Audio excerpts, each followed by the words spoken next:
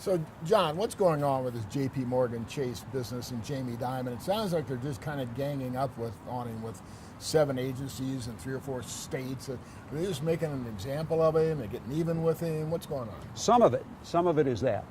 On the other hand, there's also some really substantive violations that have gone on here. We've got the mortgage-backed securities issue, which is the big one. That's the $11 billion settlement on the table. But then before that, you had the London whale, the trading losses of $6 billion. You've got the credit card issues. You've got the now the hiring of sons and daughters of Chinese elites, which may violate the Foreign Corrupt Practices Act. So there's a lot of there. And but beyond that, I think you hit on something, Dan, when you talk about them ganging up on him. I think you've got both the political establishment as well as somewhat of the media going after him as well. When it comes to the political aspects, I think the Wall Street Journal had a very interesting take, and I can see where they would come out this way, saying that in fact you've got a turncoat here. You've got Jamie Dimon, who was once a supporter of the Democratic administration in power. Then he starts being critical and carping about Dodd-Frank, which obviously is a very onerous piece of legislation. And then he starts yapping about Obama's anti-business rhetoric. So I think the administration is looking at him askance and saying, well, if we got sort of a target here which can help us leverage an influence on other corporations to help them clean up their acts, let's go after Jamie. He's got this big biography they've written about him.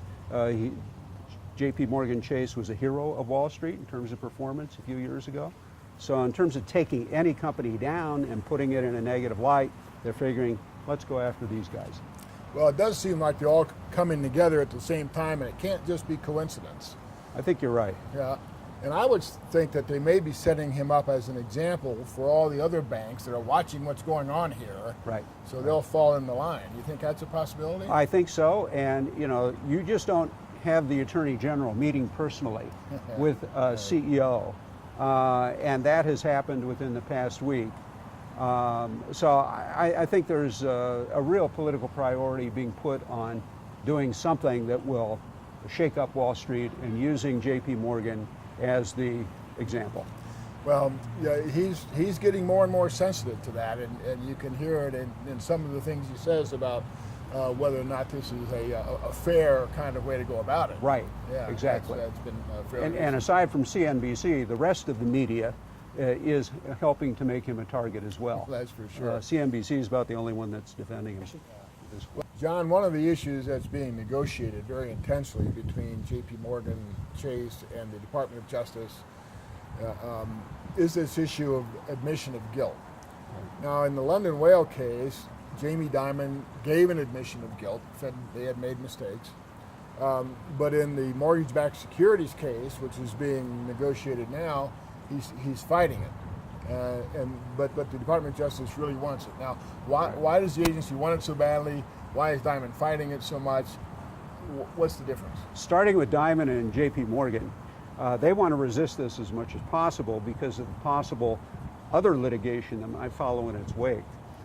In the London whale case, they were not quite as sensitive to giving up or admitting that there was some guilt involved because it was a books and records provision that they were being really sued under.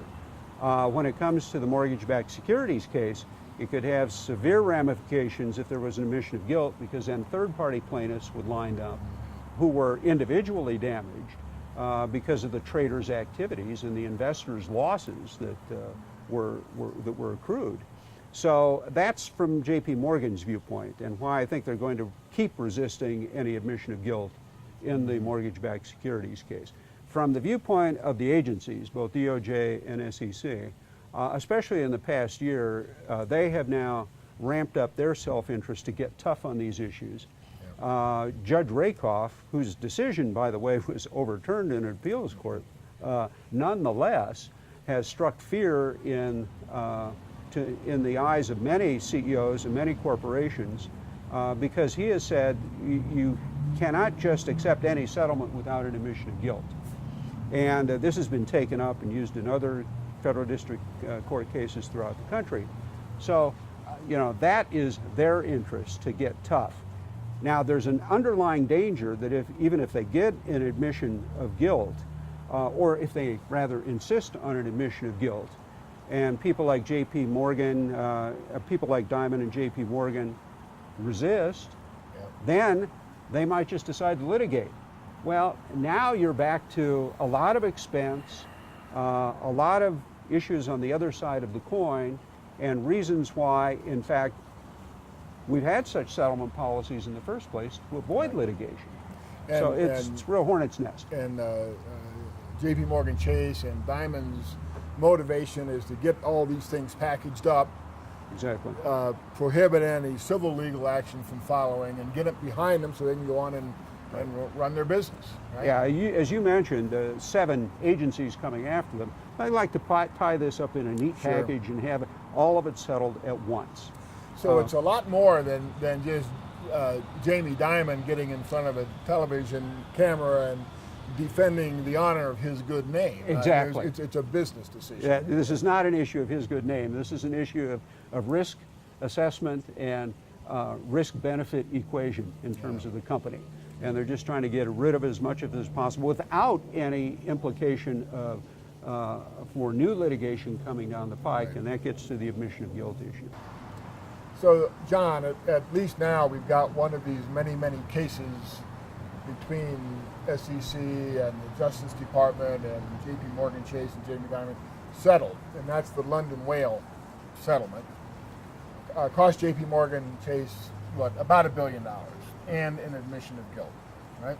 But I personally think that was a stretch, because as I read that settlement, it now appears that making a bad investment decision is a crime. Having ineffective management in your compliance division is a crime, and having some sort of sloppy governance with the audit committee is a crime. Now, I never thought those things were crimes, and so, but that's what they settled for. So help me out here. What's the deal? I think you're exactly right. They are not crimes. Failing to report something to the board of directors is, as you suggest, a governance issue. It isn't anything that is criminal behavior. It's negligence.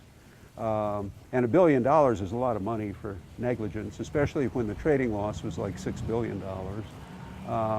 But I think what the government was really trying to do, Dan, was probably to leverage its high-toned accusation in order to get really some action within the company. Now the question is, the action that they accomplished, which was hiring 5,000 more compliance officers at the tune of $4 billion to a department that already had about 7,000 compliance officers, whether this is going to really create a better culture to prevent this kind of future misconduct. We'll see in the future. I think the really interesting thing about the criminal violations is that they then shifted their focus, kind of leveraging this settlement to go after 2 individuals, and not the London Whale person who had actually engaged in this very high-risk investment in the first place. But they got him to roll over on his supervisors and say, these are the people who really, by their negligence, had created criminal violations. Well, even on an individual basis, I think it's a stretch to say that they should have been criminally culpable.